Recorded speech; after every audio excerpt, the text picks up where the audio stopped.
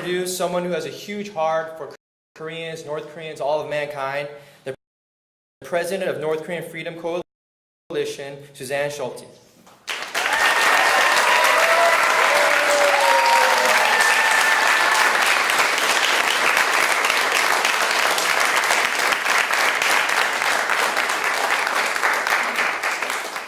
Thank you all very much. It's a true blessing to be with you and to be with Sam Kim, Pastor Son, who's led us for these past 10 years. I didn't realize it's been 10 years. But I just want to make a couple of really quick points about the timing and how critical it is what you're doing these next 2 days. You are like the wind beneath our wings.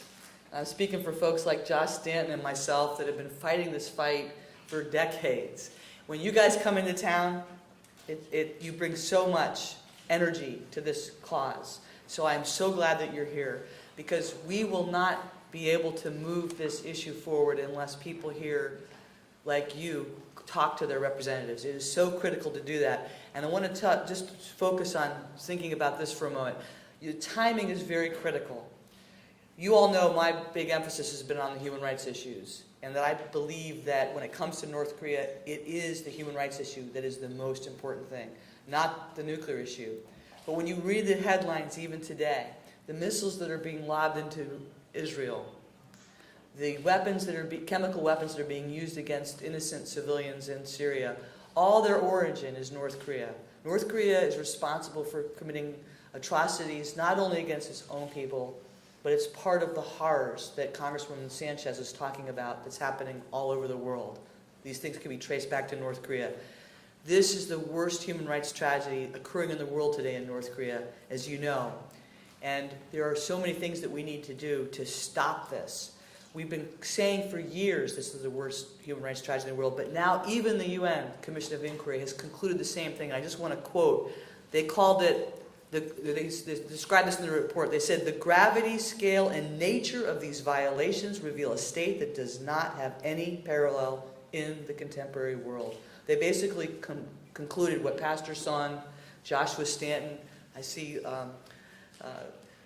Linda Dye, folks, activists like Linda and others who have been saying this. The UN has made that very same conclusion. So what are the things that we need to do to address this?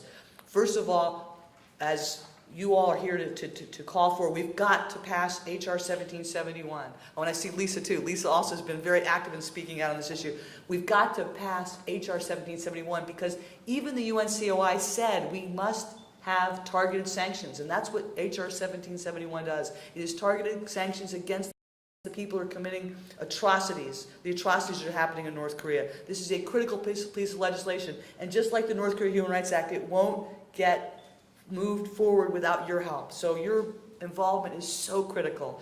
We also need to do everything we can to continue to save the lives of those in China, as Yu Sung-jung has been trying to do himself. We've got to save these refugees, continue to speak out for the refugees in China, because we have seen a dramatic decline in the people being able to escape, and that's because the situation in North Korea under Kim Jong-un is worse than ever before. So we've got to save these refugees. We also need to call for NGOs and governments to do no harm. Don't do anything that prolongs this regime. There's a report that just came out, an audit of the World Food Program, that found that $96.5 million was unaccounted for and not closely monitored. We know most of that money ended up in Kim Jong-un's coffers. We have to call on NGOs to do no harm. Don't do anything that could prolong this regime. We also need to call on the countries, especially now because of the UNCOI report, to call on those countries that are allowing North Koreans to be exploited as workers to stop giving them visas. They know what they're doing. There's nobody like that in America. There's nobody like that in South Korea, but it's happening in China and in Europe and in the Middle East and in Asia and other countries in Asia, especially in China. They estimate that $110 million in cold cash is getting into that regime through the exploitation of the North Korean people. And it's being done by countries that know better. We've got to stop this. The other thing is we've got to continue to get information in. As Mr. Yu was telling us, through balloon launches, through radio broadcasts. Many of you know I'm very involved with Free North Korea Radio. Every day we're broadcasting an hour of information and news.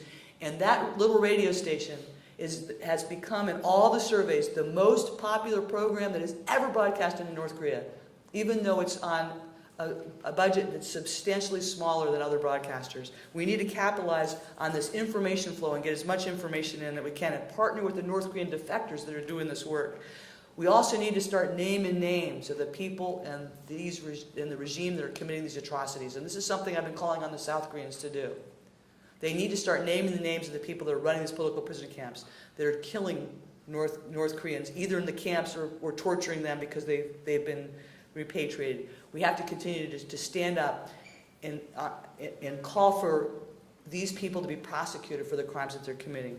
But I want to thank you all for being here. I look forward to joining you in these events, and I just want to emphasize that you really are the wind beneath our wings, because your voices coming here, you just energize us to continue this fight. And with your help, we will get that legislation passed. So God bless you. Chayu Bakan.